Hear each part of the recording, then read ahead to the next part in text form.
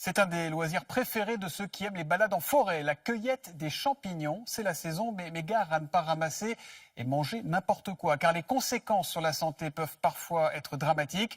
On a suivi une équipe de cueilleurs dans une forêt vosgienne. Valérie Hurtel, Guillaume Marquet avec notre bureau à Strasbourg.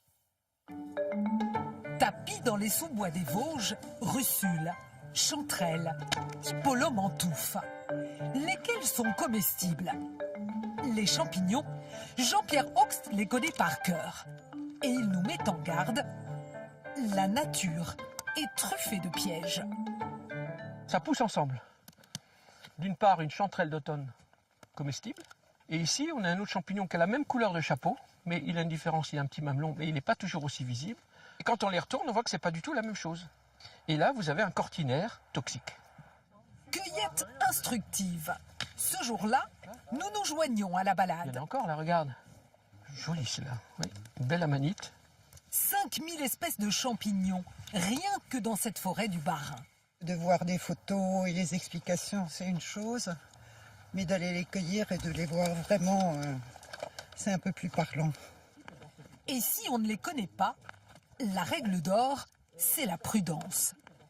Ici, par exemple, un bouquet d'Ipholum. Ça, je peux ramasser, ça ou pas? Non, pas du tout. Pas du C'est tout. pas comestible. Vous êtes en présence d'un champignon toxique, même classé mortel. Quel conseil vous donneriez? Alors, on ne ramasse que ce qu'on connaît. Ça, c'est la règle.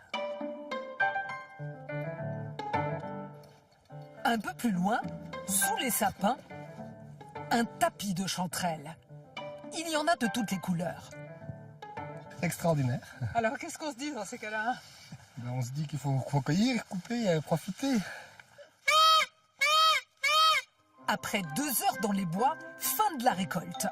Notre panier est prêt pour l'examen. On n'aurait peut-être pas dû tout mélanger. Oh là là, ça c'est la chose qu'il ne faut pas faire. Parce que par exemple, si vous aviez là-dedans, il faut voir au fond, si vous aviez une amanite phalloïde dans ce panier, je vous ferais jeter le panier. Car un seul champignon toxique peut contaminer les autres. Il faut trier dans le panier. Il faut trier Faire dans le des petites panier, voilà, cases. des cases. Voilà. L'idéal c'est en deux, ce que je connais, ce que je ne connais pas. Un conseil de prudence. Il y a chaque année 1 millier d'intoxications, dont plusieurs mortelles.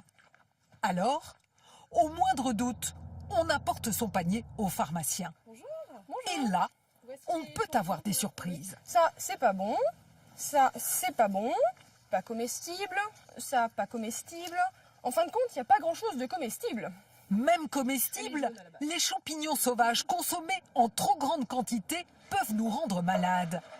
Attention donc à ne jamais les manger crus. C'est cuit qu'ils seront les plus digestes.